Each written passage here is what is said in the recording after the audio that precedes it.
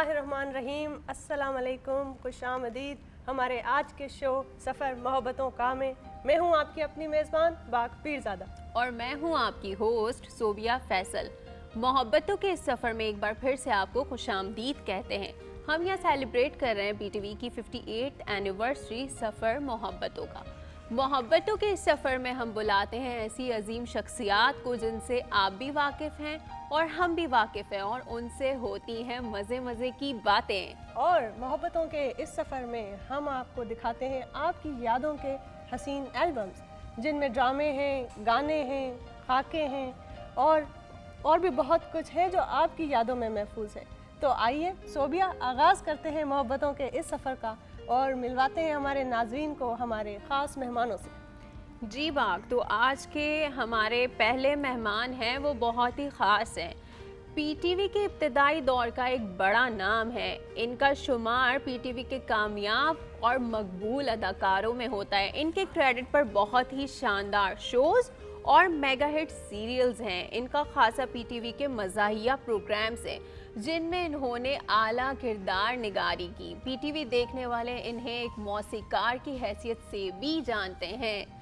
तो हमारे साथ तशरीफ़ रखते हैं जनाब खालिद निज़ामी साहब। अस्सलाम वालेकुम। अस्सलाम वालेकुम जी। बहुत मशकूर हैं कि आप आए और हमारे इस मोहब्बतों के सफ़र में हमारी खुशियों में शामिल हुए। पीटीवी का कोई भी ऐसा इवेंट हो, खुशियाँ हों और आप उनमें शामिल ना हो, ऐसा तो हो ही नहीं सकता। बहुत बहुत शुक्रिया। असल में मैं शुक्रिया अदा करूंगा आपका कि आप लोगों ने बुलाया मुझे। बिल्कुल। तो बाक, जी, हमारे जो दूसरे मेहमान हैं वो कौन है? जी, हमारी दूसरी मेहमान भी पीटीवी स्क्रीन की एक कामयाब शख्सियत है। ड्रामों में अपनी अदाकारी के जौहर भी दिखाए और म्यूज़िकल प्रोग्राम में मेज़बानी भी की। पीटीवी के साथ साथ रेडियो की भी मकबूल फ़नकारा हैं। अपने दौर के तमाम बड़े अदाकारों के साथ और प्रोड्यूसर्स के साथ इन्होंने काम किया है। बेहतरीन अदाकारा का अवार्ड भी हासिल किया है। हमारे साथ तशरीफ़ रखती हैं जनाब मोहतरमा हफीज़ फ़ातिमा साहिबा। अस्सलाम वालेकुम मैडम। वालेकुम अस्सलाम। बहुत मशहूर हैं और बहुत ऑनर फील कर रही हूँ इस वक्त कि आप इस वक्त हमारे साथ हैं। आप जैसी अजीम शख्सियात हमारे साथ मौजूद हैं और पाकिस्तान की हम 58 एनिवर्सरी सेलिब्रेट कर रहे हैं, तो आपका बहुत बहुत शुक्रिया कि आप लोग यहाँ आए और हमारी और पाकिस्तान टेलीविज़न की खुशियों में इजाफा किया। बस मैं ये कहना चाहूँगी इब्तिदा में ही कि पाकिस्तान टेलीविज़न का शुक्रिया कि उन्होंने इस अहम मौके पे मुझे याद रखा, क्योंकि मैं आज जो कुछ भी हूँ और दुनिया में जहाँ भी मेरा नाम जा रहा है वो पीटीवी के तवस्सुस से जा रहा है। बिल्कुल, और इसी काम के जिसके हवाले से आज हम बात करेंगे और जो आपके तजुर्बा रहा है पीटीवी के साथ, तो आपकी यादगार तस्वीरों पर मुश्तमिल एक मोन्टाज है जो हमारी टीम ने तैयार किया है। तो नाजरीन, आइए देखते हैं।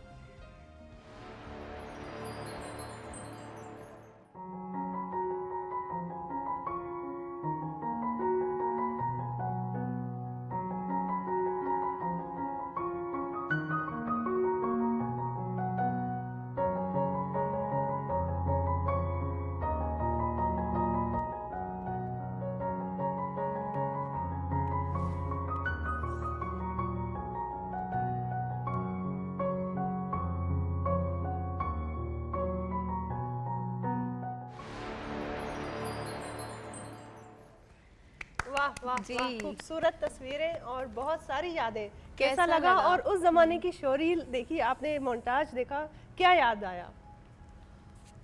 मेरी तो आंखों में आंसू आ गए इमोशनल हो गई। और मैं बहुत इमोशनल हो गई। उसकी वजह ये है कि सबसे पहले तो अल्लाह ताला का शुक्रिया और शुक्रगुज़ार हूँ कि उसने इस मकाम पे पहुँचाया। दूसरा अपने पेरेंट्स का, तीसरा इस इदारे का। मैं ये सबसे कहती हूँ और आज की जो नौजवान नस्ल है ना, उसको ये कहती हूँ कि आपको कोई भी इंस्टीट्यूट जो आपकी शख्सियत को बनाता है ना, उसका शुक्रिया आप हर लम्हे, यानी जिसे कहते हैं ना दामे दरामे सुखने कदमे, आपको अदा करते रहना चाहिए जहाँ जहाँ आपको मौका मिले उसका। तो आपने मुझे देख लिया कि मैं सिर्फ तस्वीरें देख के हो गई। अगर ये सीरियल्स होती तो पता नहीं, फिर वही मेरे आंसू, क्योंकि मैं अभी थोड़ी देर पहले अमजद शाह साहब से बात कर रही थी कि मैंने कभी ग्लिसरीन यूज़ नहीं किए। अच्छा जी, ये मेरा रिकॉर्ड है। अरे और वाह। मुझे सारे इमोशनल प्लेस मिले थे और उसमें रोना धोना बहुत होता था। वो सारे मेरे अपने आंसू होते थे। और आंसू की एक साइंस आपको बता दूं कि एक कतरा खून का जो है उसमें 70 कतरे ब्लड के होते हैं।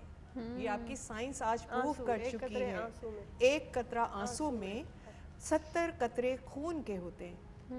ये साइंस की रिसर्च है, जिसको गालिब ने कहा दौड़ते फिरने के हम नहीं कायल, आहा, वाह, जब आँख ही से न टपका तो फिर फिर लहू क्या लहू है। क्या है। बिल्कुल। वाह वाह वाह, वाह, वाह, क्या वाह, बात क्या है। बात है। ये वो वाली चीज़ है कि जब गालिब ने उसके मोहर सब्त कर दिए तो हम आप क्या चीज़ है। तो ये वही वाली बात है। तो इतने अच्छे प्लेस हमें मिले करने को कि यानी उसमें हम पूरे इन्वॉल्व हो जाते थे। अब इसमें आपने मेरी एज देखी, मैं बिल्कुल। फर्स्ट ईयर की तालबा बहुत थी। young age। उस वक्त तो कुछ समझ में नहीं आता था, लेकिन हमें समझाने वाले इतने अच्छे लोग थे। कुछ चले गए, अल्लाह उनको गरीक रहमत करे, और कुछ जो बाकी हैं अल्लाह ताला उनको कायम रखे।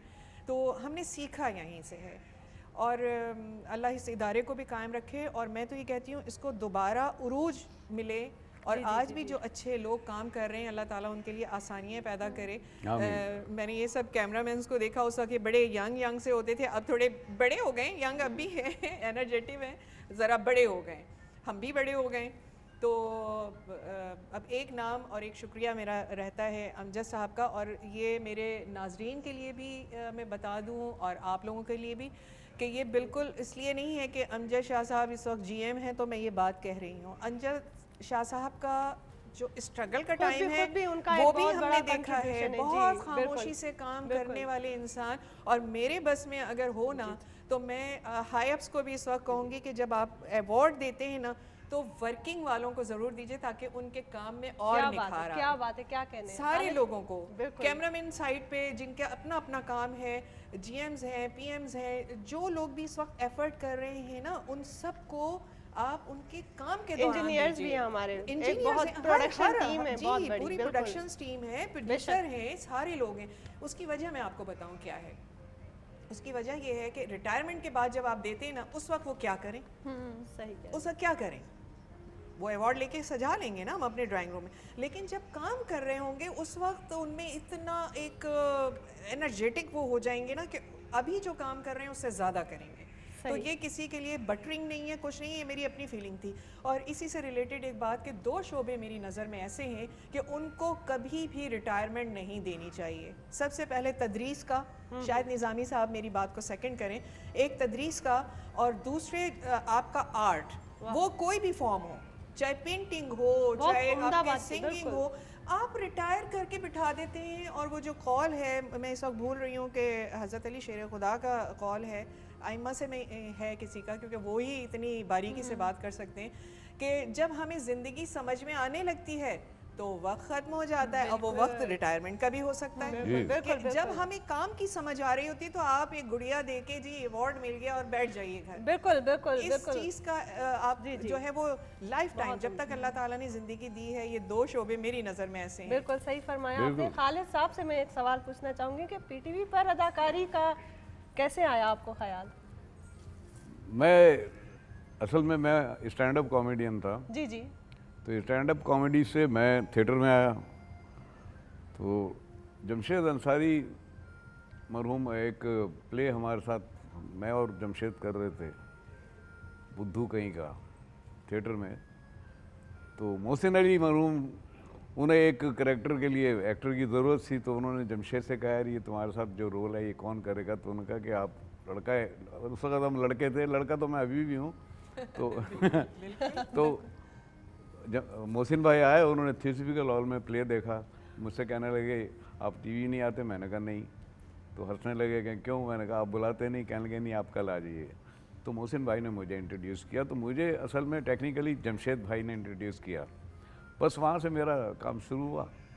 तो पहला प्ले मैंने किया एज ए डबल रोल, मैं भी डबल रोल था और जमशेद भाई भी डबल रोल थे, और बड़ा पसंद किया गया था। वहाँ से गाड़ी चल पड़ी। फिर पहला सीरियल शहज़ोरी किया हमने, हसीना मोइन का।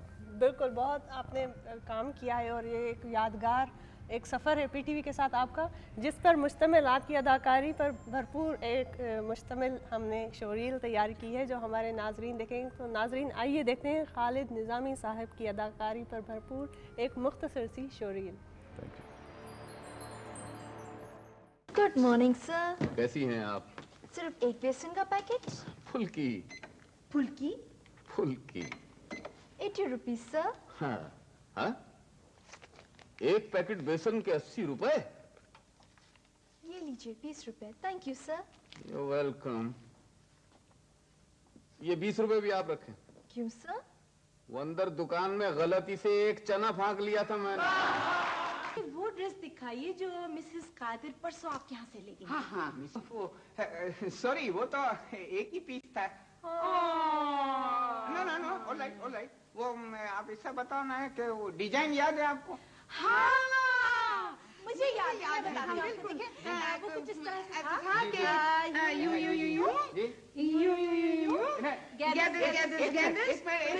एक्सक्यूज मी एक मिनट प्लीज।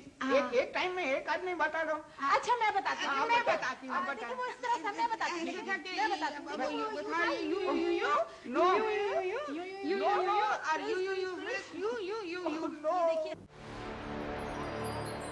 वाह क्या बात है। जी सर, आपके चेहरे पे मुस्कुराहट देखिए कैसा लगा। इसके पीछे आपको पता है मतीन महमूद सर जो हैं उनकी मेहनत है, उन्होंने निकाली है अच्छी अच्छी चीजें। तो वाह, बताएं कैसा वाह, लगा, क्या बड़ी कुछ बात। याद आ गया? बहुत कुछ याद आ गया जी, बस क्या बताएं। ये तो रो चुकी। हाँ अच्छा, मैं आपकी एक बात सेकंड करूंगा। जी जी एक दुनिया में वाहिद एक शोबा है ये आर्ट, जी जिसमें आर्टिस्ट रिटायर नहीं होता, बिल्कुल ये मरते दम तक रहता है? कमिश्नर रिटायर हो जाता है, फलाना रिटायर हो गया, वो हो गया। डॉक्टर भी, जी हाँ एक फनकार और एक डॉक्टर, ये दो रिटायर नहीं होते, ये मरते दम तक रहते हैं। जी जी, आपने बिल्कुल ठीक कहा था। अच्छा, ये सारी बातें कर चुकी हैं, मेरे पास कुछ कहने के लिए है ही नहीं। नहीं नहीं, आप अपने तजुर्बे से शोरील में अच्छा आपने ये देखा। बताएं, सबसे पहला सवाल तो आपको यहाँ आके कैसा लगा? मुझे यहाँ आके तो बहुत अच्छा लग रहा है। असल में पीटीवी का तो मैं शुक्रिया अदा कर ही नहीं सकता। आज जो कुछ भी हूँ मैं, जहाँ भी हूँ, शुक्र अल्हम्दुलिल्लाह अभी भी मैं काम कर रहा हूँ, तो वो पीटीवी की वजह से, और पाकिस्तान से बाहर भी जहाँ जहाँ हमें पहचाना जाता है, तो अल्लाह की मेहरबानी है और पीटीवी ने हमें बनाया। और ये फ्लो, डायलॉग की अदायगी, ये रवानगी, ये कैसे रटते थे क्या?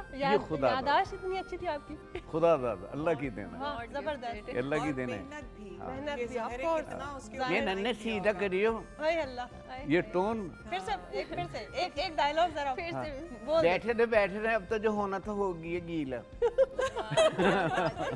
वाह, ये अल्लाह की देन है। हम मिमिक्रीज करते थे ना, अभी वो मेमन का जिस तरह में, ए तेरे को बताता हूँ ना, इसको मना करना है, अरे छोड़ देना यार, ये अल्लाह की तरफ से मिलता है। बहुत उम्दा। और ये हर एक को नहीं, ये हमें तोहफे किसी मिले को हुए नसीब होता हैं। है, मेरे बिल्कुल। साथ के और भी जितने भी थे, और जो भी लहजे बदलते थे, बड़ी बात है। और ये होता खुदादादी है, ये अल्लाह की तरफ से मिलता है। आर्ट दुनिया में वाहिद चीज़ है जो फनकार को, मतलब अच्छा, अल्लाह की तरफ से। आपका सर अनकही जो ड्रामा था उसमें जो आपका एक अंदाज मकबूल हुआ था, वो भी जरा करके दिखाए ना। जी वही तो करके दिखाया। नहीं वो वाला।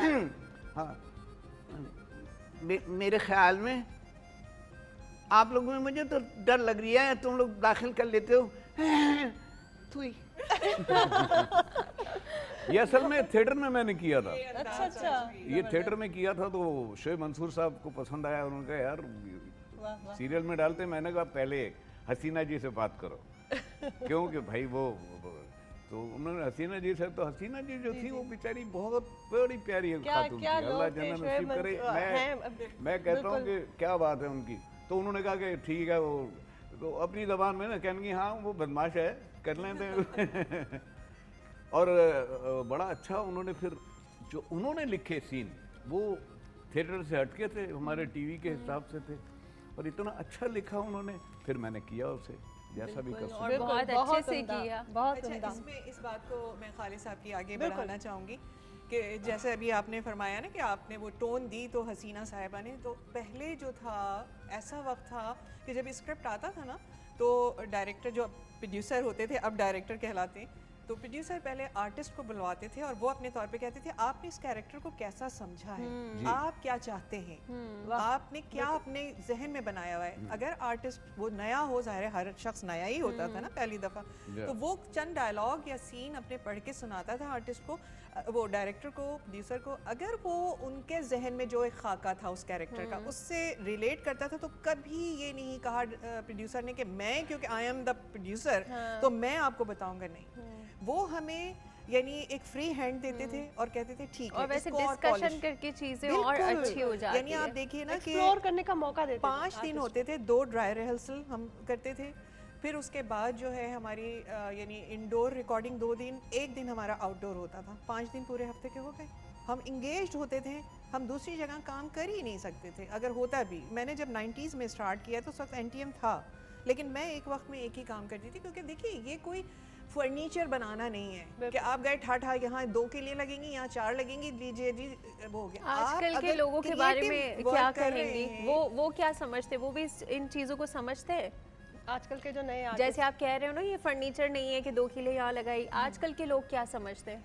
आजकल के लोगों में ये है, मैं कहती हूँ बहुत टैलेंटेड हैं आप लोग, आप भी इंक्लूडेड, यू भी यूथ में आपका शुमार होता है, लेकिन थोड़ा सा वक्त देना पड़ेगा। आज बच्चे जो है ना वो कैलकुलेट करते हैं। हम जब बच्चे थे ना, हम कैलकुलेट नहीं करते थे, हम कहते थे हमें सीखना है, हम जाके बैठेंगे। हम सुबह आ जाते थे, आप बिलीव करेंगे कि हम घर ही जाके खाना खाते थे, लेकिन हम यहाँ अब तो बर्गर आप मंगवा लें, पिज़्ज़ा मंगवा लें। 90s में कहाँ पिज़्ज़ा विज़्ज़ा के ऑर्डर थे, तो इतना ज़्यादा नहीं था, कम कम थे, एक आध कहीं शॉप होगी, लेकिन अब आपके लिए तो अपॉर्चुनिटीज़ है ना कि आपको खाने से भी वो नहीं। हम तो आते थे तो बस एक जो मुहिम हमें मिल गई है, हम रिहर्सल्स कर रहे हैं, हम काम कर रहे हैं, हम बार बार अपने प्रोड्यूसर से पूछ रहे हैं, सर हमारा ये सुन लीजिए ठीक हुआ है या इसको और डिफरेंट करना है। लगता है जैसे हम अपने दौर की बात कर रहे हैं, जैसे पत्थर के ज़माने की बात है। नहीं, पत्थर के ज़माने की बात नहीं है, लेकिन हर दौर पत्थर के ज़माने का हो जाता है। अब आप 20 साल बाद आप भी कहेंगे कि हम कर रहे थे काम, वो था में सीगा आ जाता है। लेकिन ये कि हर दौर सीखने वाला होता है, सीखने वाला, और तब मोहब्बत और डेडिकेशन ज़्यादा होती थी अपने काम बिल्कुल। पर। और आपके इसी काम पे, आपकी अदाकारी पर मुश्तमिल एक शोरील है जो हमारे नाजरीन को हम दिखाना चाह रहे हैं। हफीज़ फातिमा साहिबा की अदाकारी पर मुश्तमिल एक मुख्तसर सी शोरील, आइए देखते हैं। क्यों अम्मी कहीं जा रही क्या? अरे जाना नहीं है, नया जोड़ा पहनना है, नया जोड़ा। क्यों, कोई आ रहा है क्या? आ नहीं रहा, आ रहे हैं। ओफो, कौन आ रहे हैं? अम्मी आप तो पहलियां बुझवाने लगती हैं। अरे तुम्हें देखने के लिए आ रहे हैं। क्या मुझे देखने के लिए आ रहे हैं? वो तो वो मुझे देखेंगे या मेरे जोड़े को देखेंगे? वाह, खूबसूरत, एक से बढ़कर एक मास्टरपीसेस। फिर से इमोशनल हो गए, क्या कुछ याद आ गया आपको? जाहिर है वो सारा वक्त, वो जिन लोगों के साथ काम किया, जो पहला सीरियल था आपका, एस्ट्रेक आपने लगाया था, वो था मंडी, काजिम पाशा साहब, और दूसरा ढारस था जो शाहिद इकबाल पाशा साहब के साथ मैंने काम किया। तो और तीसरा जो है, मेरा ख्याल है कि अगर मैं गलत नहीं हूँ तो मंजूर मक्सी साहब की डायरेक्शन में था, वो बदलते मौसम, आई थिंक ये 3 जो थे। और एक जिस पे अवार्ड मुझे मिला था वो मानूस अजनबी था, शाहिद इकबाल नहीं, इकबाल लतीफ़ साहब वो 2000 में मिला था जी, आपको? 2000 में। अच्छा, तो फिर आपने काम छोड़ दिया था ना, शादी हो गई थी आपकी? जी, मेरी 2000 मेरे लिए बड़े लकी रहा वो ईयर, उसमें मेरी शादी भी हुई और मुझे अवार्ड भी मिला। जी हाँ। और एक बात ज़िम्नी और अर्ज़ कर दूं कि मैं मैका कहती हूँ रेडियो को और ससुराल कहती हूँ टेलीविज़न को, क्योंकि बाद में यहाँ आई थी, लेकिन मैं वो वाहिद खुशनसीब हूँ कि मुझे ससुराल ने पहले रिकग्नाइज किया। अच्छा, लेकिन आपने रेडियो पे भी काम किया, टेलीविजन पे? तो रेडियो पे बाद में रिकग्नाइज हुई हूँ। तो आपको अदाकारी करना ज़्यादा अच्छा लगा या रेडियो पर सदाकारी करना ज़्यादा अच्छा लगा? हाँ, देखिए दोनों मीडियम बहुत मुश्किल है, लेकिन रेडियो ज़्यादा मुश्किल है। उसकी वजह मैं आपको ये बताऊँ, यहाँ तो हमें गेटअप से, हमारी सराउंडिंग से आधा काम हमारा आसान हो जाता है ना, कि अगर हम खुदा ना खास्ता उसके अंदर माजूर भी हैं तो कर दिया जाता है। वहाँ आवाज़ से माजूरी जाहिर करना है बहुत मुश्किल है, बहुत मुश्किल रेडियो में भाग गया था रेडियो से। मैं और ये जो आप देख रहे हैं ना, आवाज़ का जीरो बम कहलाता है, ऊंचा बोलना, और वो तो ये बड़ी नस्तालीक उर्दू में जो कहा जाता है, सारे एक्सप्रेशन आपके यहाँ तो कैमरा या थिएटर स्टेज इतना बहुत हमें बड़ा आसान है। इसमें हम बॉडी लैंग्वेज है, फिर उसमें आपके एक्सप्रेशन नहीं, और फिर स्क्रिप्ट भी चेंज होता था। यहाँ कहते जरा ये पकड़ाना, जी हाँ, और वहाँ क्या कहते हैं, रेडियो में कहते हैं भाई ये टेबल पर जो गुलदान रखा है जरा पकड़ाना, क्योंकि वहाँ तो ना टेबल नजर आ रहा ना कुछ, बड़ा फर्क है। और फिर इतना सारा कुछ जो है वो आवाज के जरिए बताना, मेरे मुझसे तो नहीं हुआ, अब मैं ये भाग गया। जो वालिद के साहब बहुत मुश्किल काम है। महमूद अली साहब के साथ आपने सीन देखा ना बेटी का, वो कितना इमोशनल सीन था। अब ये मेरे पास अगर रेडियो की या बोलने की ट्रेनिंग नहीं होती कि अब्बू अगर आपको बरादरी अजीज़ है तो आप उसका साथ दीजिए, और अगर बेटी अजीज़ है तो बेटी का साथ दीजिए। क्या बात। तो ये जब आपके एक रूटीन में टेलीविज़न पे भी सिखाया जाता है, ये बात नहीं है कि यहाँ नहीं सिखाया जाता, लेकिन आप थोड़ा सा होमवर्क इसको कह लीजिए कि होमवर्क अगर आपने किया हुआ है ना तो यहाँ पॉलिश आप हो सकते हैं, बिल्कुल यहाँ पॉलिश हो जाता है। सर मुझे आप ये बताएं कि आपने भी तो माशाल्लाह से मौसीकी की है, अदाकारी भी की है, तो आपको क्या करना आसान लगा? देखिए आसान का तो ये है कि आसान तो कुछ भी नहीं है दुनिया में, लेकिन इसमें अल्लाह की मेहरबानी होनी चाहिए। अगर खुदादाद है तो फिर सब आसान है। और मैं समझता हूँ कि अगर अल्लाह की देन है तो हमने एक्टिंग भी कर ली है, हमने म्यूजिक भी कर लिया। मजा किस में आता है ये बताएं? हैं जी, मजा किस में आता है? बस जो कुछ भी मिला हुआ है उसमें मज़ा आता है। अब जब एक्टिंग का टैलेंट था तो उसमें भी मज़ा आ रहा, म्यूज़िक का टैलेंट है उसमें भी मज़ा आ रहा है। और मैं ये नहीं कह सकता कि वहाँ ज़्यादा मज़ा आ रहा था इसमें मज़ा आ रहा है, दोनों में जो आता है ना उसमें मज़ा। और देखिए एक बड़ी अच्छी बात यह है कि आपका शौक आपका प्रोफेशन बन जाए तो इससे बढ़कर कोई दुनिया में तोहफा नहीं है अल्लाह का। बिल्कुल ऐसा ही है। हमारा शौक था, हमारा प्रोफेशन बन गया, तो इससे बढ़कर कुछ नहीं। अच्छा जब अभी फरमाया था इन्होंने, उस ज़माने में यही होता था कि 5 दिन रिहर्सल होती थी, 1 दिन रिकॉर्डिंग होती थी। आजकल और वो एक पूरे 5 दिन में 6 दिन में एक एपिसोड बनता था, आजकल 1 दिन में 6 एपिसोड बनते हैं। बिल्कुल बिल्कुल। आप सोच लीजिए कि फिर काम क्या होगा। एक दौड़ सी मची हुई है आज टेलीविजन में, तो अब भी वो रिवायत बरकरार है। मेरा ख्याल है मैंने बहुत दिनों से काम नहीं किया। भाई ये देखिए कि पहले तो रीडिंग हो रही है। हाँ बिल्कुल। अच्छा एक दिन रीडिंग हुई, दूसरे दिन स्क्रिप्ट छोड़ के रीडिंग हुई बगैर उसके, तीसरे दिन वो टोन्स वगैरह के साथ, और ये पीछे सेट लगते हैं ना जहाँ, तो वो इसमें अपना गोदाम में जहाँ सेट की चीज़ें रखी तो वहाँ एक डिब्बा रख दिया, यहाँ पर सोफा होगा, यहाँ पर कुर्सी होगी, वो एक सेट बना के फिर उस पर रिहर्सल, फिर उसके बाद दूसरे दिन पहले ड्राई रिहर्सल, फिर कैमरा रिहर्सल से CR, उसके बाद जाके तो रिकॉर्डिंग शुरू होती थी। मतलब ये कि इतना काम होता था। तो अब तो इतना फास्ट हो गया है कि वो आते हैं सेट पे, खालिद भाई ये लें, ये क्या है, ये सीन है, जी हाँ। वो खट याद किया वहीं। और फिर चौथी बात ये कि वो सारे डायलॉग मेरे ले लिए, मैं इनसे बातचीत कर रहा हूँ मेरे ले लिए, उसके बाद इनके सारे डायलॉग, और उसके बाद टक टक टक टक जोड़ दिया। अब ये कमाल की बात है कि ये बगैर मेरे ये अपने डायलॉग बोल रही हैं और मैं इनके सामने खड़ा हूँ। ये कमाल की बात नहीं है कि वो एक्टर तो है नहीं कैमरे से बात करें, नहीं तुम्हारी समझ में बात नहीं आ रही, अरे नहीं वो परसों की बात है, अरे भाई तुम्हारे अब ये हम कर रहे हैं कैमरे से, ये नहीं है वहां पर। फिर इनको बुलाया, आ जाइए आपा, आ जाइए, अब आपा आ गई, अब आपा अपने डायलॉग बोल रही हैं, तो वो आसान तो हो गया, लेकिन वो एक फ्लो होता है। मैं आपकी बात को थोड़ा सा बढ़ाने की इजाजत चाहूंगी कि जो हमें बताया गया ना कि एक्टिंग है क्या, व्हाट इज एक्टिंग, ये एक्शन और रिएक्शन का काम है। खाली आप एक्शन नहीं दिखा सकते, खाली आप रिएक्शन नहीं दिखा सकते, हर एक्शन का रिएक्शन है। आपने जो 3 कैमरे देखे हैं ना, अब आप लोग अगर बात कर रहे हैं तो मेरा रिएक्शन उसमें ऑलरेडी आ रहा होगा, खालिद निज़ामी साहब जब कोई बात कर रहे हैं उस पर मेरा रिएक्शन आ रहा होगा, वहाँ रिएक्शन माइनस है। मैं आपको एक बात बताऊं कि जब ऑफर हुई प्राइवेट प्रोडक्शंस की, मैंने बिल्कुल यानी उनको बड़े आराम से, ये नहीं कहा कि आप लोगों को काम आता है, आप किसी को नहीं कह सकते, हर बंदा अब तो कह देते हैं हम बाहर से डायरेक्शन पढ़ के आए।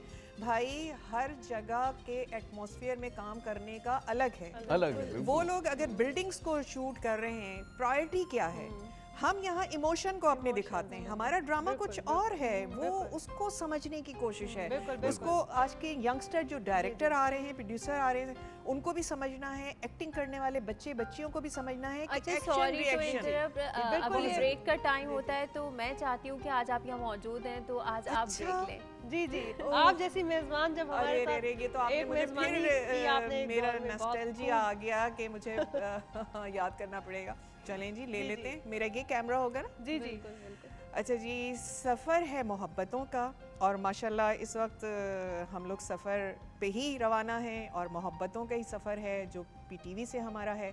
और हमें एक छोटी सी शॉर्ट कमर्शियल ब्रेक लेना है जो बहुत ज़रूरी है, और मिलते हैं आफ्टर द शॉर्ट ब्रेक।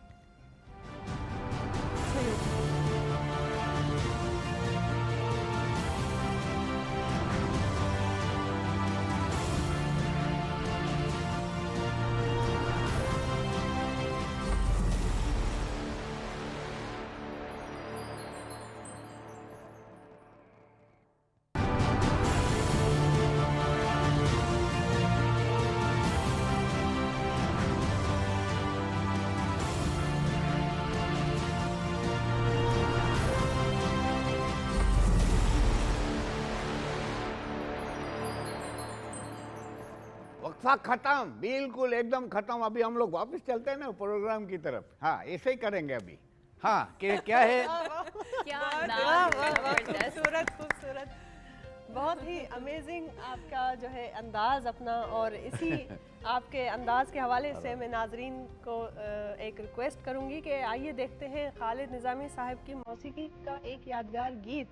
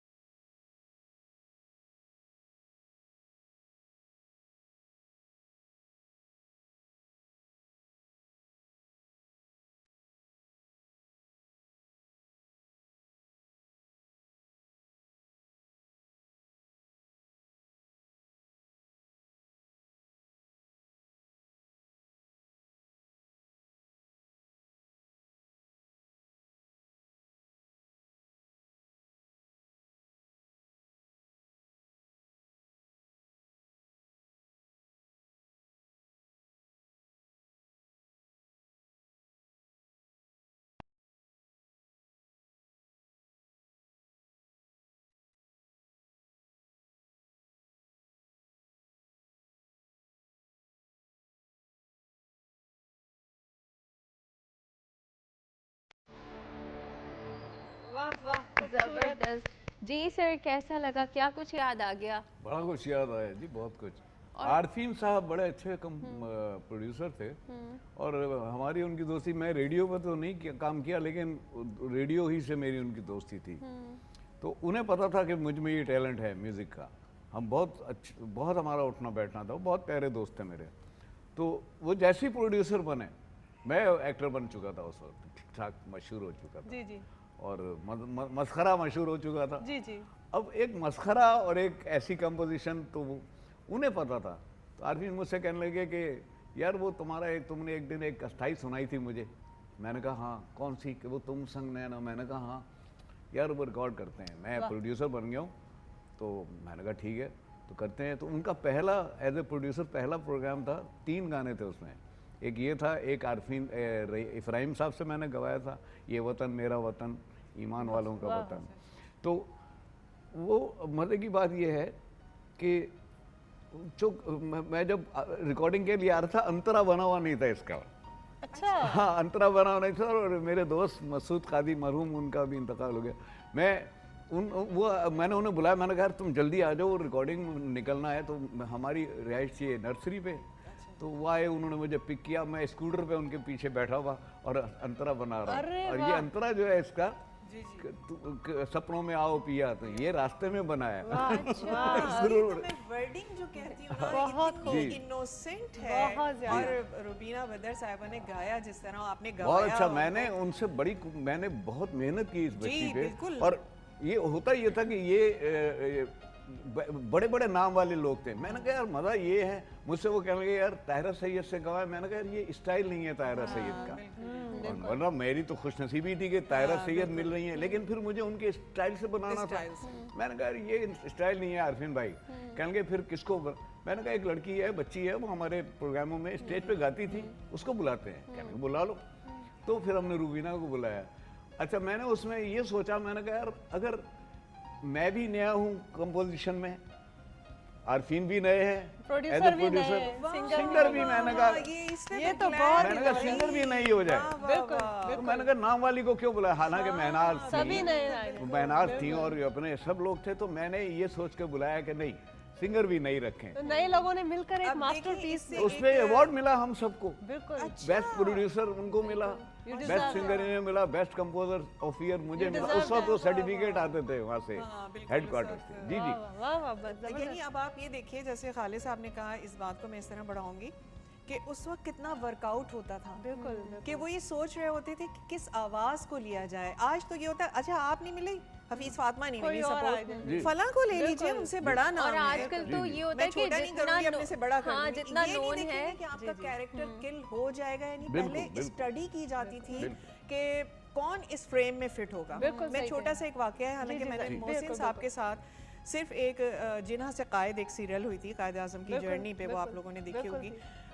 वो मुझे सिर्फ एक सादत कहना चाहिए कि मिली थी जो मोहसिन साहब के साथ काम करने को, क्योंकि वो जब भी मिलते थे, पीएम हो गए थे उस वक्त, तो कहते थे लड़की तुम दुनिया में भी देर में आई हो, रेडियो टेलीविजन पे भी देर में आई हो। जब तुम्हारे टाइप का काम था तुम उस वक्त नहीं थी, क्योंकि मेरा स्लो स्पेस है ना, मैं बहुत यानी होल्ड करके एक्टिंग करती हूँ, बहुत क्लाउनी या लाउडली मैं वो नहीं, शुरी पटाखा वाली मेरी एक्टिंग नहीं है। ड्रामे आपने देखे? जी जी बिल्कुल। तो उन्होंने कहा अब ये वाला टेम्पो थोड़ा सा वो है, लेकिन कभी कभी तुम्हारे लिए आ जाएगा प्ले, तो करना तुम। ये उनका कह देना मेरे लिए एक अवार्ड से कम नहीं था कि वो ये कह रहे हों कि हाँ मुझे कुछ आता है। तो जब ये आया उनके पास सीरियल, तो उसमें एक बंगाली कैरेक्टर निकला, क्योंकि बंगाल को भी कवर करना था, पाकिस्तान की स्टोरी उसमें थी। आप बिलीव कीजिए कि मेरे पास 1:30 बजे फ़ोन आया कि बेटा मैं इस वक्त कर रहा हूँ, और उस वक्त हैंड टू माउथ चल रहे थे सारे सीन्स और वो ना। तो उन्होंने कहा कि मैं तुम्हें पहले से नहीं बुला के परेशान करता, तुम स्टैंड बाय मेंटली घर में बैठना प्रिपेयर्ड होके किसी वक्त भी। लेकिन सबको पता था कि जाहिर है कि फैमिली ओरिएंटेड हूँ मैं, तो कहने लगे अम्मी अब्बू को बता देना कि 2:30 बजे भी गाड़ी तुम्हारे पास आ सकती है, 2:45 पर भी आ सकती है, तो परेशान ना हो वो लोग। यानी इतना सोचा जाता था, आज कोई सोच सकता है इतना, इतने कंसर्न कि घर में भी बच्चे को प्रॉब्लम ना हो। बिल्कुल। और यहाँ तो हम बुला लेंगे, हमारा काम हो जाएगा। नहीं, आप ये देखिए कि इदारा कितना सोचता था। तो उन्होंने कहा हम आपको भेजेंगे गाड़ी, आप आइएगा। और वो आप ये देखिए कि मैं यहाँ आई, उन्होंने कहा बच्चे बंगाली में, मैंने कहा मोहसिन साहब, और सीन उसी वक्त होना है, चंद घंटे बाद। उन्होंने कमाल साहब को बुलाया, जो हमारे कैमरामैन, चीफ कैमरामैन, वो बंगाल से उनका ताल्लुक। जी, वो आए, उन्होंने रोमन में मुझे लिख के दिया, मैंने पूरे सीन बंगाली में। मोहसिन अली साहब आए, कहते हैं ये बंगाली लड़की कहाँ से इतना बोल रही है। इतना खुश हुए, कहने लगे अब ये बताओ कि तुम्हारे मद्दे मुकाबिल हीरो इसमें किसको लिया जाए, जो दुबला पतला भी बंगाली भी लगे वहाँ से। यानी इतनी स्टडी होती थी, यानी कि वैडी है जी बंगाल से कहाँ, वहाँ तो मछली और चावल खाने वाले स्मार्ट से। यानी कितनी स्टडी होती थी कैरेक्टर पे, आप ये देखिए। मैंने कहा सर, और कहने लगे तुम्हारी भी यानी केमिस्ट्री मिलती हो, कि ये नहीं कि तुम नहीं उसके साथ कंफर्टेबल हो। तो मैंने कहा सर मैंने 2-3 प्लेस किए हैं तनवीर जमाल, यानी हाँ he is a good character. तो अच्छा, उन्होंने वैसे वो कहा। वो उस वक्त देखिए, यानी ये एक इंसान अगर सीखना चाहे कि वो अपनी प्राइवेट प्रोडक्शन कर रहे थे तनवीर जमाल साहब, और बड़ी ह्यूज उनकी वो थी कास्ट बैठी हुई है। और वो मुझे नाम उनके उसका सीरियल का याद नहीं, जिसमें पहली दफ़ा पाकिस्तान में उन्होंने हेलीकॉप्टर भी यूज़ किया था। अच्छा जी, ये लेट 90s की या मिड 90s की मैं बात बता रही हूँ आपको। वो अपनी शूटिंग छोड़ के कि नहीं मोहसिन साहब ने बुलाया, और उसने कोई आर्गू नहीं किया कि नहीं जी मोहसिन भाई मैं पहुँच जाऊँगा। वो पहुँच गए, तो उन्होंने कहा जी ये लड़की तो तैयार होकर बैठी, क्या नहीं ये तो पटाखा है, रेडियो की ट्रेनिंग है इसकी। कि उसने बेचारे ने हाथ, कहते हैं मोहसिन भाई मैं तो अभी अपनी शूटिंग छोड़कर आया हूँ, और मैं ये बोल ही लूँ तो बहुत है, सिर्फ आपकी कॉल करने पे मैं आ गया हूँ। और मैंने ये नहीं कहा आपको कि मैं उसमें इंगेज हूँ अपनी रिकॉर्डिंग पे। मेरे सारे लोग बैठे हुए हैं, सीन मेरा चल रहा है, लेकिन मैं बंगाली नहीं बोल सकता। कहने लगे अरे भाई इतना अच्छा सीन। फिर उन्होंने क्या किया, कहने लगे अच्छा बच्चे, मुझे कहने लगे ऐसा करो बंगाली तो नहीं बोलो क्योंकि ज़ाहिर है जब सामने वाला नहीं बोल रहा तो वही एक्शन रिएक्शन वाली बात। कहने लगे अब इसमें हम लोग यानी एक्टिंग की ज़बान में आम ज़बान कह लें तो एक लटका कहते हैं, खालिद साहब जानते हैं अच्छी तरह। कहने लगे इसको बंगाली लटका दे लो बच्चे। मैंने उसको तनवीर को, ज़ाहिर है मुझसे बड़े भी थे सीनियर भी थे, लेकिन मैंने बहुत किया, मैंने कहा तनवीर तुमने इतना अच्छा चांस मेरा गंवा दिया। बोले ना जरा, बोल के तो दिखाइए। अब तो वो मुझे याद नहीं, वो रोमन में लिख के उसी वक्त सीन, उसी लटका में, उसी लटके में कुछ भी बोल देना। बिल्कुल जहन में बंगाली नहीं, यानी वो तो जो सीन शीन वो बोलते हैं उस तरह का वो था। अरे किया बहुत कर रहा है, अरे किया बोल रहा, हम उसको बोला है, जी जवाब दें। इसका समझ में नहीं आ रहा। तुम समझ गया ना बस। अरे हम तो समझ में नहीं आ रहा। तुम समझ गया बस तुम समझ जाओ। बड़ा उसको बंगाली और उसमें मेकअप जो करवाया गया था, आईज अब तो ज़ाहिर के एज के साथ जरा वो बड़ी बड़ी आंखें मोटी मोटी उसको, और वो करके मेरे बाल थोड़े से यहाँ तक थे तो उसको स्ट्रेट करके इतना स्टडी किया गया था उस वक्त। हमने एक्सटेंशन वगैरह बिल्डिंग होती थी बिल्कुल, यानी खालिद निज़ामी साहब से रिक्वेस्ट करना चाहूंगी मैं कि अभी इस वक्त आप हमें क्या सुना रहे हैं? माइक पड़ा हुआ है आपके पास माशाल्लाह से और अभी आप इतनी बेहतरीन अदाकारी की है, मौसीकी भी की है, तो कुछ अपनी आवाज में सुना दे। बेहतरीन तो नहीं की है मैंने अदाकारी, बस ये अल्लाह की मेहरबानी है, आप लोगों की मोहब्बत है कि आप लोग इस तरह कह रहे हैं। ऐसा तो नहीं हो सकता कि आप बेहतरीन तो क्या है, मैं तो एक मामूली सा आदमी हूँ। मैं तो हैरान होता हूँ कि मैं किस तरह से मुझे लोगों ने कैसे पसंद कर लिया और क्यों कर लिया। मुझे तो ये गुस्सा आ रहा है बस अब कर लिया कि मैं तो इस काबिल ही नहीं था। बस ये अल्लाह की मेहरबानी है जो कुछ भी है। अच्छा मैं वो एक छोटी सी बात करना चाह रहा था कि मेरे बेटे हैं शाहिद निज़ामी, खुर्रम निज़ामी, दोनों राइटर भी हैं डायरेक्टर भी हैं। और मैं वही बात कर रहा था कि जैसे पहले की तरह नहीं, अभी भी वो मेरा बेटा, मैंने फेसबुक पे देखा, मैंने उसे कहा, मैंने कहा रात को बात हुई मेरी, तो मैंने कहा शाहिद तुम फिल्म बना रहे हो? जी पापा। मैंने कहा मैं कहाँ हूँ? मैंने कहा मैं यार तुम बताया भी नहीं रहे कि फिल्म बना रहे हो। तो कहने लगा कि जी पापा वो कैरेक्टर ही नहीं कोई।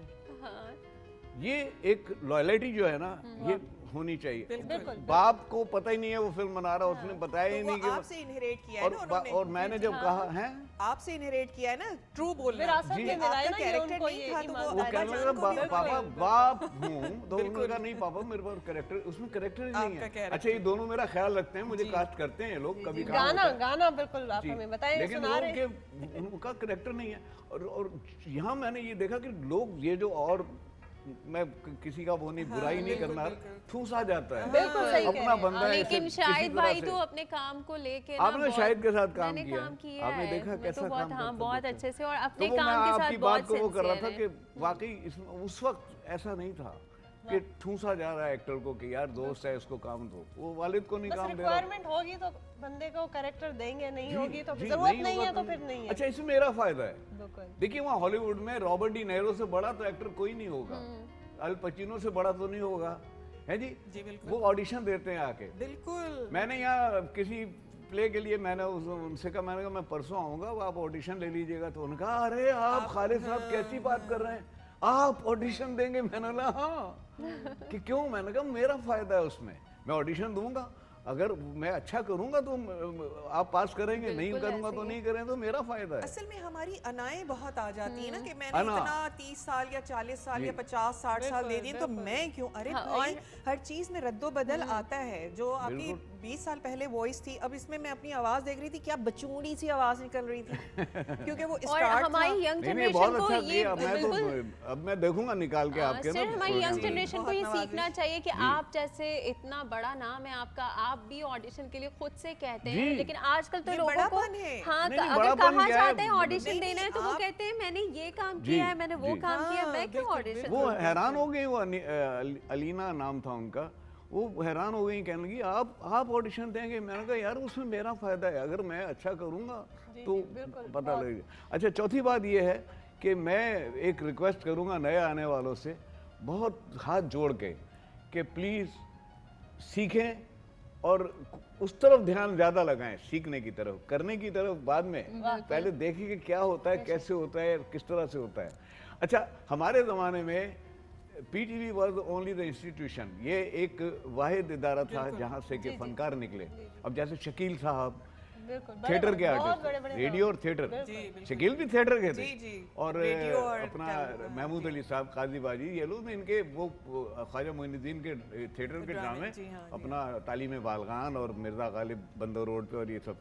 तो पीटीवी ने हमें कैमरे की और सेट की एक तालीम दी, साथ साथ हमें, और फिर यहाँ पर जो अदाकारी का मायार था वो बहुत हाई था। पीटीवी आज भी ये तालीम जी दे रहा है, जी सही आज काम भी। करने सर वाले। अब ना आपकी मौसीकी से हम कुछ सीखना चाहते हैं, तो अपनी आवाज में कुछ सुनाएं ना प्लीज। मैं क्या सुनाऊं? आप अवॉइड करने की कोशिश कर रहे हैं, लेकिन हम छोड़ेंगे नहीं आपको। नहीं, मैं कंपोजर, तुम संग नैना लागे आप, कंपोजिशन का तो शौक है, लेकिन मैं सिंगर नहीं हूँ। तुम संग नैना ला देंगे।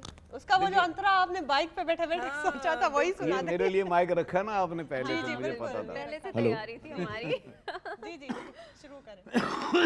यही सुना दूं, तुम संग नैना लागे? जी जी इसका वो अंतरा से शुरू करके सुना देना, जो आपने वो बाइक पे बैठे बैठे सोचा था। अच्छा चलिए। कॉर्ड दे दें आप प्लीज। डी शार्प माइनर दे दें, डी शार्प माइनर।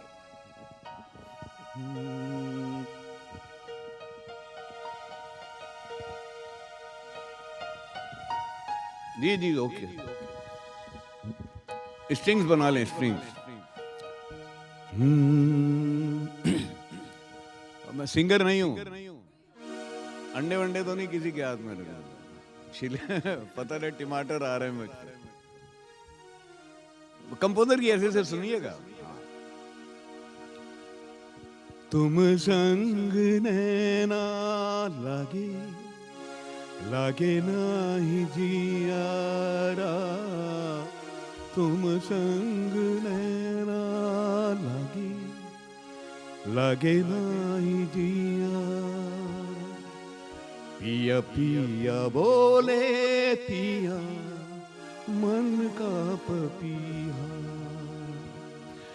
सपनों में आओ पिया, कहो सारी बातें, सपनों में आओ पिया, कहूँ सारी बातें, रो रो गुजारी पिया, कैसी कैसी रातें, शुगन मनाऊं कैसे, अंगना है पहरा, शुगन मनाऊं कैसे, अंगना है पहरा, पिया पिया बोले पिया मन का पपिया, तुम संग नैना लागे।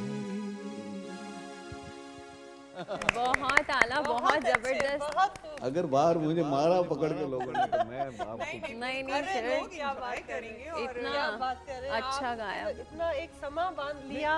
एक अभी सिंगर में सॉरी नहीं, आपने जो बात की ना अपने साहबजादों की, कि वो बच्चे जो हैं आपके माशाल्लाह इस फील्ड में, अल्लाह उन्हें और कामयाब करे, कि ये आपसे उन्होंने इनहेरिट किया कि आप में ये सलाहियत थी कि जी ये कैरेक्टर हो सकता है। नहीं तो उन्होंने कहा कि नहीं जी ये नहीं है, वरना तो लोग पैसे भी बचाते कि अब्बा को जरा कम होगा या अब्बा नहीं लेंगे, अब्बा क्या लेंगे। लेकिन वहाँ परफेक्शन थी। अच्छा इत्तेफाक है कि मेरी जो शादी हुई है तो माशाल्लाह मेरे हस्बैंड का रेडियो से ताल्लुक है। जिस वक्त मेरी शादी हुई थी वो सीनियर प्रोड्यूसर थे, अब इस वक्त वो कराची स्टेशन पे स्टेशन डायरेक्टर हैं, मंजूर कामरान साहब। तो हमारे घर में तो जनाब पहले ही वो हो जाता है कि ये काम मैं कर सकती हूँ या नहीं कर सकती हूँ। वो स्क्रिप्ट जब रेडियो के लिए लिखते हैं और पूरे आर्टिस्टों को वो महसूस करते हैं कोई नहीं है तो कुराए फाल मेरे नाम खुलता है, हफीज़ प्लीज़ ये कर दो। तो उस वक्त मैं ये वाक़ई यानी यकीन कीजिए आप लोग कि मैं वो स्क्रिप्ट देखती हूँ उनका, मैं कहती हूँ नहीं कामरान ये प्लीज़ आप फलां से करवा लीजिए, इसमें मेरा मार्जिन थोड़ा सा जो है ना एक्टिंग का कम है। बाखुदा मैं बैठी हूँ दुनिया देख रही हूँ और जो लोग मेरे हस्बैंड को बाय नेचर ये अपना शाह साहब जो ये लॉयल्टी है, ईमानदारी बहुत है, अच्छी तरह से जानते हैं और उनकी सिटिंग भी हो चुकी है मेरे हस्बैंड से काम के मुतालिक, तो जानते हैं ये एक ईमानदारी है अपने काम बिल्कुल से। बिल्कुल यानी मैं भी ईमानदारी से कहती हूँ, वो भी वो करते हैं कि पहले पूछते हैं कि ये आप देखें कि कर सकते हैं। अभी रिसेंटली मैंने रेडियो के लिए एक प्ले किया है, उसका नाम उनका है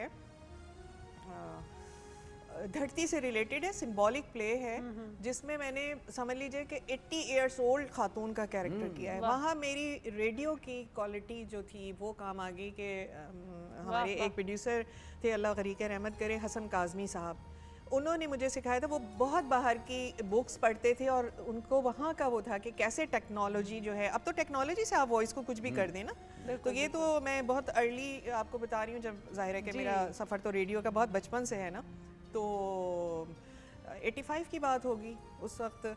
तो वो उन्होंने मुझे बुलाया, कहने लगे 3 कैरेक्टर्स उन्होंने कराए एक ही प्ले में, यानी नानी, माँ और नवासी का कैरेक्टर। अच्छा, मैंने किया। वाह वाह। उन्होंने अनाउंस किए 2 नाम, एक नाम अनाउंस नहीं किया, बोल के तो बताती हूँ। उन्होंने अनाउंस किया तो लिसनर इतने यानी अटैच्ड होते थे कि फ़ोन आ गया उनके पास कि साहब एक आपने नाम नहीं बताया, मिसिंग है वो नाम।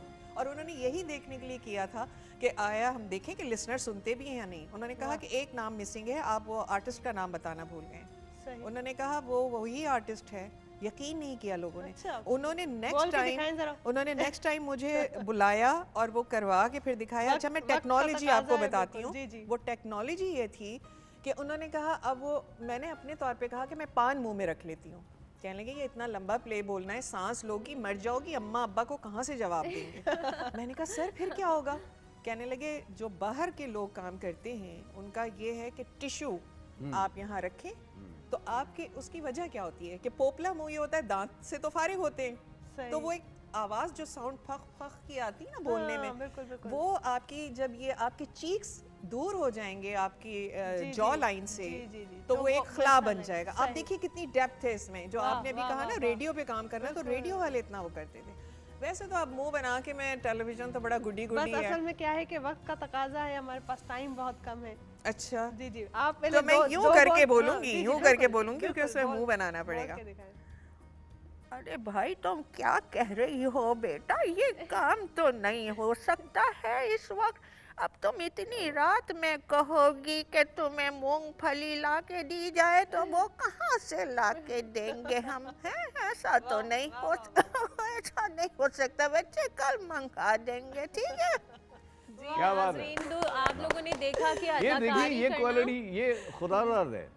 अभी मैंने एक फिल्म में काम किया तो उसमें एक टोन बनाना था, तो वो टोन, वो एक इंटेलेक्चुअल है जो चिड़ा हुआ है दुनिया से, तो कहता है कि हमेशा से ये होता चला आया है, वाह वाह, हमेशा से ये होता चला आया कि महले वाले खराब होते हैं, बदनाम महला होता है। अरे कभी किसी ने सोचे ये गारे और मट्टी की दीवारें खराब नहीं होती, इनमें रहने वाले खराब होते हैं, उनकी खिदमत खराब होती है। बच्चा पैदा होगा तो यहीं आएगा, इसी लेबर का हिस्सा बन जाएगा। बातें तो होती रहेंगी, हमारे लिए ऑनर की बात है कि आप दोनों हमारे साथ मौजूद हैं। हमने भी बहुत कुछ सीखा और हमारे नाज़रीन ने भी बहुत कुछ सीखा, और ये भी पता चला कि अदाकारी करना तो फिर भी थोड़ा आसान होता है, लेकिन रेडियो पे आवाज़ के ज़रिए काम करना बहुत ही मुश्किल होता है। लेकिन चूंकि हमारे पास वक्त कम है, तो आप दोनों का बहुत बहुत शुक्रिया अदा करते हैं कि आप यहाँ आए।